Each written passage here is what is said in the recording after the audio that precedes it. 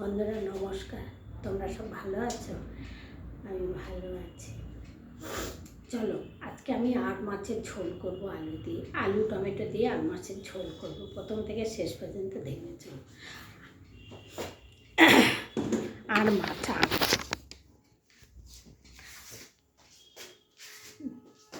চলো প্রথম থেকে শেষ পর্যন্ত দেখবে কীভাবে করতে। চন্দ্র গন্ডগোল করে আগে ধরিয়ে নিলাম, ধরিয়ে নিয়ে এই যে বসিয়ে দিলাম, কড়াই গরম হোক।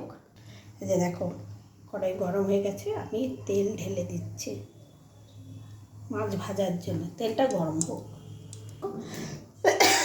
মাছটা আমি নুন হলুদ দিয়ে আমি রেখে দিয়েছি।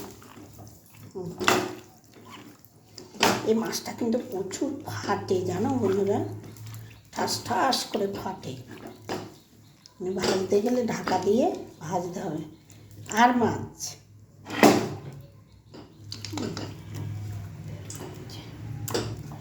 ঠাস ঠাস করে ফাটে। আচ্ছা, তেলটা গরম হয়ে গেছে, আমি মাছটা দেবো। এখনই ফাটবে বাবা।